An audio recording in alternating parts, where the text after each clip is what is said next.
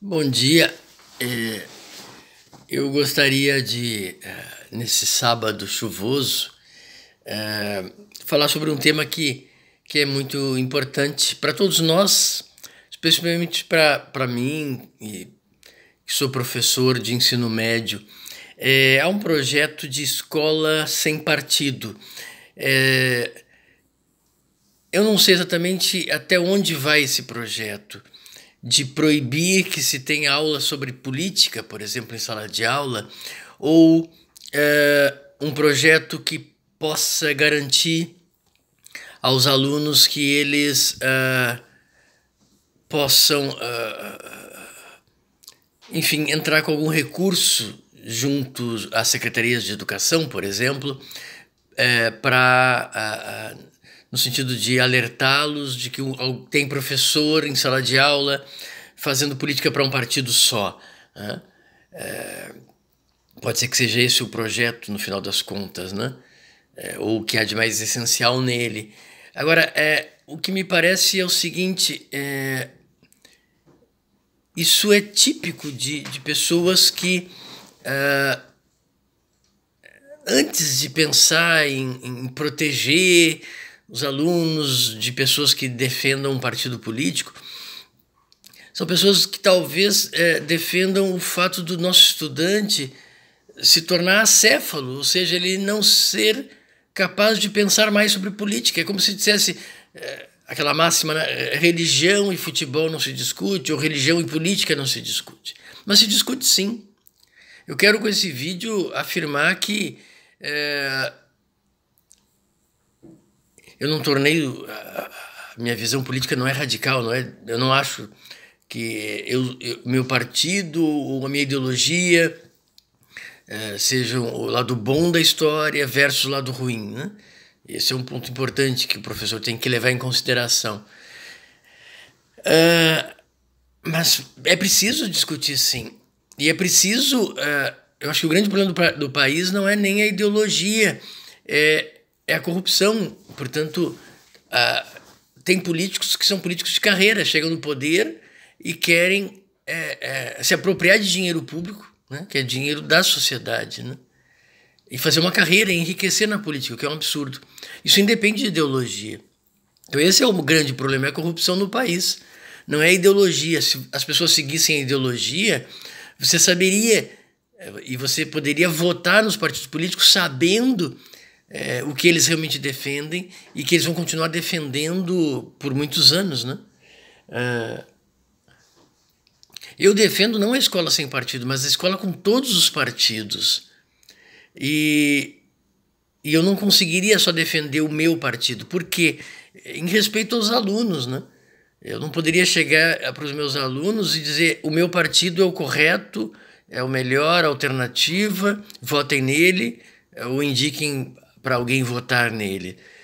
Porque em respeito aos alunos, eu sei que essa minha posição vai acabar desrespeitando pontos de vista e opinião dos alunos. E como eu sou professor de filosofia e também sociologia, mas especialmente filosofia, o professor de filosofia ele estimula o aluno a ter suas próprias opiniões.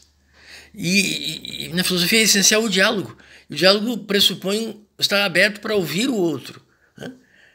Não existe uma sociedade livre, democrática, né, se você não está disposto a ouvir e aprender com o outro. Então eu, em respeito aos alunos, sempre que eu vou fazer uma aula sobre ideologias, por exemplo, e muitos alunos não sabem distinguir esquerda e de direita, né? O que eu proponho sempre é ouvir o lado bom de todas as ideologias. A direita tem coisas boas, a esquerda também tem coisas boas. Houve no governo do PT a inclusão de milhões de pessoas que estavam à margem da sociedade, né? Que não conseguiam ter quantidade mínima de alimentação, de refeições por dia, ou estudantes vindos de escolas públicas que não tinham condições de fazer cursinhos para se prepararem para vestibular, né? Eles então puderam, através de cotas, ingressar em universidades públicas. Pela primeira vez desde o descobrimento do Brasil, desde a independência do Brasil, se quiser. Então,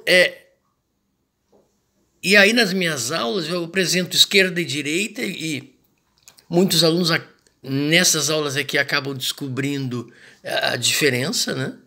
A direita, por exemplo, defende o capitalismo, a esquerda defende o socialismo, ou a social-democracia, né? Algumas até creem em socialismo democrático, que nunca existiu.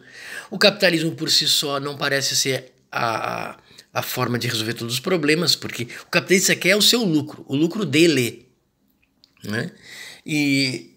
No entanto, o que acontece? Ele vai ao mercado de trabalho buscar mão de obra, só que o valor que ele oferece para o salário depende da quantidade de pessoas que estão procurando por aquela vaga de trabalho.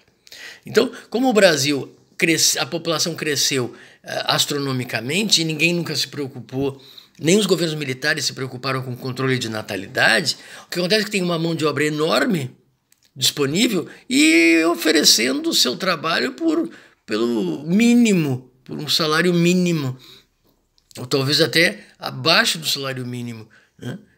Diante de tanta dificuldade econômica que nós estamos passando, e sempre passamos, o Brasil sempre passou ao longo de séculos. Então, só o livre mercado não é suficiente. Agora, se a população fosse baixa, como a gente observa em países europeus, aí provavelmente não precisaria intervenção do Estado no sentido de propor um salário mínimo, com sendo reajustado acima da inflação para tentar resgatar o poder de compra do salário mínimo. Hoje o salário mínimo é R$980, ou perto disso, enquanto que os institutos de pesquisa indicam, eu acho que o IBGE é o principal, indicam que o salário mínimo ideal deveria ser de R$3.600, valor que se observa na Europa, por sinal, né? Então, a questão toda há coisas boas na direita e coisas boas na esquerda, né? E nós precisamos debater isso, dialogar isso, porque há momentos até que, na medida que você tivesse, por exemplo, uma economia funcionando bem, você provavelmente não precisaria da intervenção ou presença do Estado, né?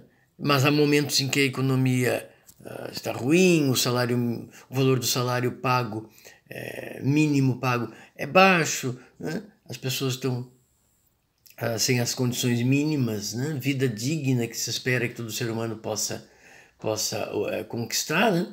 Então, nesse caso, é importante que você possa ter mais uma intervenção, uma presença mais forte do Estado.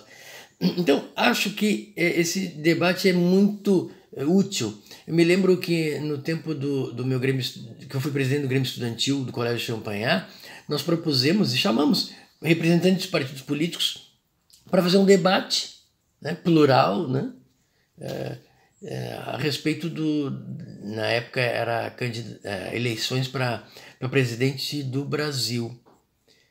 Ou não, minto, era 1990, o presidente já tinha sido eleito, ou ia ser eleito. Não, eu acho que era as vésperas da eleição presidencial.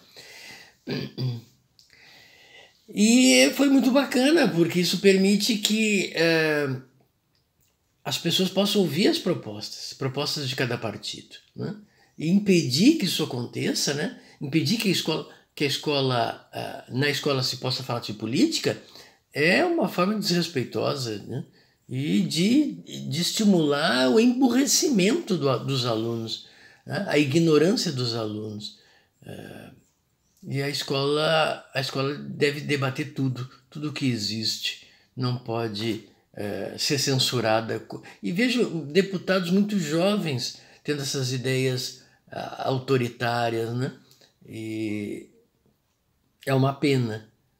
Enfim, vamos procurar argumentar no sentido de que, claro, se o professor entra na sala de aula e diz que o seu partido é o melhor, ponto final, ele não está sendo professor. Ser professor é abrir espaço para diálogo, é estar disposto a aprender com o outro, ouvir os argumentos do outro, né? Isso é essencial.